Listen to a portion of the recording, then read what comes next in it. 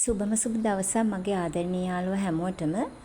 ඉතින් ඔයාලට කොහොමද චුට්ටක් යන්න අපේ වත්තපල්ලෙහාට ගිහින් එන්න. අපේ කොරටුව පැත්තට. කොරටුවේ හැමතැනම ඇවිදින්න නම් බෑ. චුට්ටක් යන්කෝ කටුළු මල් ගොඩාක් එහෙ ඇදිලා තියෙනවා. ඉතින් ඒකෙන් කීපයක් අරන් ඇවිල්ලා මට හිතුණා ලස්සන පෝච්චියකට ආච් එකක් යන විදිහට දාලා පුංචි නිර්මාණයක් කරගත්තොත් ඒක ගොඩාක් ලස්සන වෙයි කියලා. මල් පිරවුණු ලස්සන පෝච්චියක තියෙන ආච් එකකට. ඉතින් මේ පල්ලෙහා අපේ ලොකු කටුළු වෙලා තිබ්බා. දවසක් අර උදුළු ගාන්න එක්කෙනෙක්ට කියලා එයා සම්පූර්ණයෙන්ම ගහේ මුල උදුළු ගාලා දාලා තිබ්බා. ඒ වුණාට ඉතින් මේකේ පැල ගොඩාක් හැමතැනම පැලවෙලා නිසා මට හිතුණා ඒකෙන් කීපයක් එකක් දෙකක් අරගෙන ගිහිල්ලා පෝච්චියකට දැම්මොත් ගොඩක් ලස්සන නිල් පාට මල් පිරුණු ලස්සන පෝච්චියක් හදාගන්න පුළුවන් වෙයි කියලා. පෝච්චියක මගේ කටුළු ලොකු වැලක් තියෙනවා මිදුලේ. ඒ වුණාට මට හිතුණා මේක පෝච්චියක ඒ කියන්නේ ඉඩ පහසුකම් මදි කෙනෙක්ට උනත් පෝච්චියක හදාගන්න පුංචි නිර්මාණයක් කරොත් ඔයාලටත් ඒක ප්‍රයෝජනයක් වෙයි කියලා හිතලා තමයි මම මේක කරන්න හිතුවේ ඔයාලත් එක්ක. පල්ලෙහාට ආවේකේ බලන්නකෝ අපේ සියන් කූඩලු කොච්චරක් තියෙනවද කියලා මේ ඇදලා හරිම ලස්සනයි.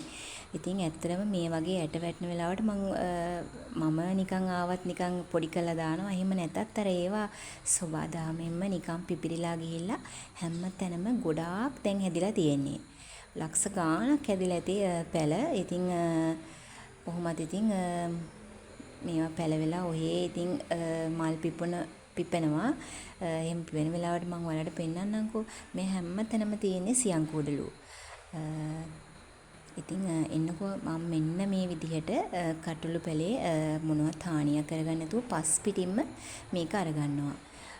ඇට හිටව ගන්නවා නම් එහෙම ඉතින් ඇට හිටවලා පෝච්චි එක හදාගන්නත් පුළුවන්. මට හිතුණා ඉතින් මේ පැල ටිකක් මේ විදිහට තියෙන එකේ මේ විදිහටම ගිහිල්ලා හදාගන්නවා කියලා. කටුළු ඉතින් ඇත්තටම ලස්සන වගේම අපිට ඖෂධීය ගොඩාක් වටිනාකමක් තියෙන ශාකයක්නේ. ඉතින් කටුළු වල ගොඩාක් තියෙනවා පාට සුදු පාට, නිල් පාට, එක පාට. මේ මල දන්නවද? මේවට මම නම් අහලා තියෙන විදිහට ගිනිකූරු මල් කියලා තමයි අපි නම් කියන්නේ. කොහොමද දන්නේ වෙන පැතිවල කියන්නේ. ඉතින් මට තවත් දවසක මේ වගේ ගිනිකූරු මල් වලින් ඒ වගේ ලස්සන පෝච්චියකට දාලා රතු පාට මල් තියෙන පෝච්චියක් හදාගන්න එහෙම ආසාවකුත් තියෙනවා. එහෙම හදාගන්න වෙලාවක මම ඔයාලත් එක්ක එක ෂෙයා කරගන්නම්කෝ. ඇත්තටම සමහර මල් තියෙනවා කැලේට පිපිලා කැලේටම පර වෙලා යන ලස්සන මල්. සමහර ඒ වගේ නමක් දන්නේ නැති වුණාට පුදුම ලස්සනක් තියෙන්නේ. ඉතින් ඇත්තට මේකක් මිදුලක තිබ්බොත් කොච්චර ලස්සන වේද කියලා හිතන තරමට ලස්සන මල් තියෙනවා කැලේ වුණත්. මගේ මේ තියෙන පාට තමයි සියන් කුඩු වල මේ පැත්තේ මම පෙන්නුවේ. මේක තමයි මගේ අර කටුළු ගහේ මව් ගහ. මව් වැල. ඉතින් ඒකෙත් දැන් ගොඩක් ලොකුවට සාමාන්‍ය ගානට හැදිලා තියෙන්නේ. අර මුල කපලා දැම්මට යට මුල තිබිලා තමයි ඒක පැලවිලා තියෙන්නේ. මට ලස්සන පුංචි ආච් එකක් හම්බුණා අපේ බඩු ගොඩක තිබිලා. ඉතින් මම මේකේ තියලා තමයි මේ නිර්මාණය කරගන්න යන්නේ. මෙහෙම ඕනෙත් නැහැ. අයිස්ලෝන් බට ටිකක් අරගෙන ආච් එකක් පෝච්චි එක පුංචියට හදලා වුණත් අපිට පුළුවන් මේ වගේ පුංචි සරල නිර්මාණයක් කරගන්න. මේකේ කොම්පෝස්ට් පස් මිශ්‍රණය දාලා ඉතින් මම මේ විදිහට පැලේ මේ විදිහට ඉඳ ගන්නවා.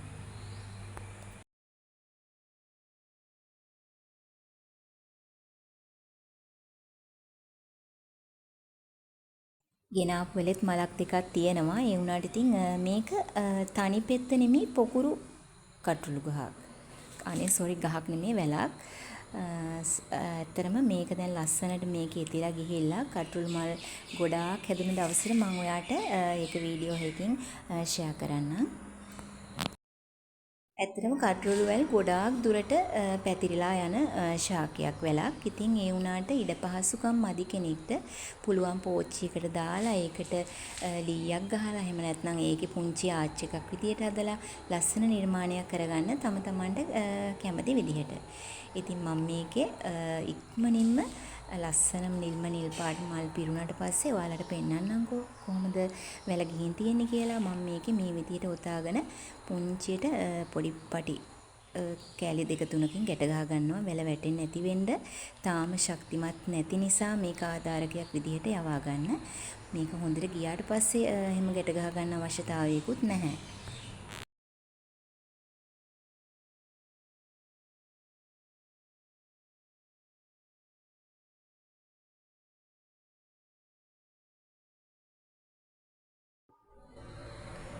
මම ඉතින් මේකට හොඳට වතුර ටිකකුත් දාලා මේ විදිහට පැලේ මට හිතෙනවා හොඳටම මේක හරියයි කියලා. ඒ කියන්නේ මම පසුත් එක්කමනේ අරගෙන ආවේ. ඒ නිසා ඒ වුණාට කට්ටුළු කියන්නේ ඉක්මනින්ම පහසුවෙන් පැල කරගන්න පුළුවන් වැලක්. මම මේක පොඩ්ඩක් ඉතින් චුට්ටක් වෙන තැනකට අරගෙන යනවා. ඒක එහා මෙහා කරන්න පුළුවන් නිසා මට හිතෙනවා මෙතන තිබ්බොත් මේක ලස්සන වෙයි කියලා. මේ හරිය තියෙනෙම වැල් විදිහට ගියපු ශාක ගොඩක්. ඉතින් මම ඔයාලත් එක්ක මම හදපු නිර්මාණය තමයි ෂෙයා කරගත්තේ. ඉතින් මගේ ආදරණීය යාළුවන්ට සුබ දවසක්. මම ගිහින් එන්නම්. හැමෝටම බුදු සරණයි.